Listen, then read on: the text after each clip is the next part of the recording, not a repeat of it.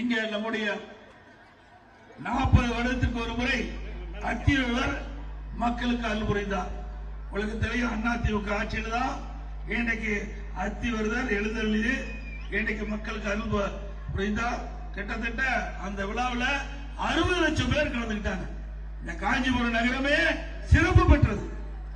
அப்படி அத்திவரர் தரிசனம் செய்ய பல லட்சம் பேர் இங்கே வந்து குழுமி பத்திரமாக வீடு திரும்பினார்கள். அந்த அளவுக்கு அனைத்து இந்திய அண்ணா திராவிட முன்னேற்ற கழக ஆட்சியுடைய நிர்வாக திறமை பிரதிபலித்தது. அதே போல இந்த பகுதியை பொறுத்த வரைக்கும் கைத்தறி விசைத்தறி 2 தொழிலுமே இன்றைக்கு நலிவடைந்திருக்கிறது. இதை நம்பித்தான் இந்த பகுதி மக்கள் வாழ்ந்து கொண்டிருக்கிறார்கள். அவருடைய வாழ்க்கை கேள்விக்குறியாகிவிட்டது. இந்த கைத்தறி நெசவு இன்றைக்கு படிப்படியாக சரிந்து விட்டது. விசைத்தறி அதோட மோசமான நிலைக்கு தள்ளப்பட்டு விட்டது. அனைத்து இந்திய அண்ணா திராவிட முன்னேற்ற கழக ஆட்சி மலரும். நம்முடைய வெற்றி வேட்பாளர் திரு ராஜசேகர் வெற்றி பெற்று இந்த தொழில் சிறக்க நாடாளுமன்றத்திலே குரல் கொடுப்பார்.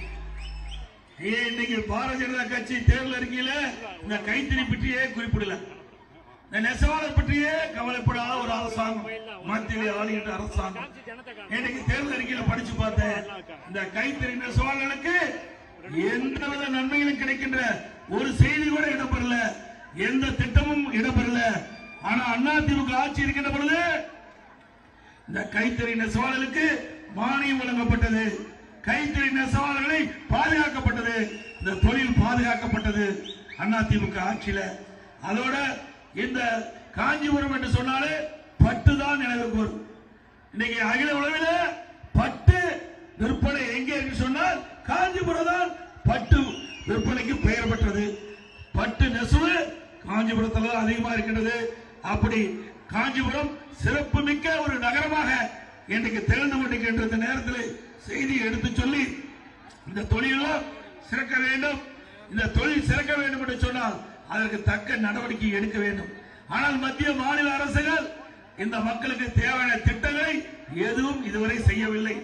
இன்னைக்கு பாத்தீங்கன்னா கடுமையான மின்கட்டண உயர்வு, இன்னைக்கு வீடுகளுக்கு பயன்படுத்தின கட்டணம் உயர்ந்து போச்சு, விசைத்தறிக்கு பயன்படுத்தின கட்டணம் உயர்ந்து போச்சு. அதோட கடைகளுக்கு பயன்படுத்துகின்ற கட்டணம் பீக் அவர் என்று இன்னைக்கு அதிக கட்டணத்தை வசூல் பண்றாங்க. தம்பி இந்த தேமுகத்துக்கு கொஞ்சம் கொஞ்சம் மறைச்சு பிடிக்கும். இப்படி மின்கட்டண உயர்வினால் கடுமையாக தொழில் பாதிக்கப்பட்டிருக்கிறது. இன்னைக்கு விசைத்தறி தொழில் பாதிக்கப்பட்டு விட்டது. அதோட வீடுகளுக்கு பயன்படுத்துகின்ற மின் கட்டணம் அதிக அளவில் செலுத்த வேண்டிய சூழ்நிலைக்கு மக்கள் தள்ளப்பட்டார்கள்.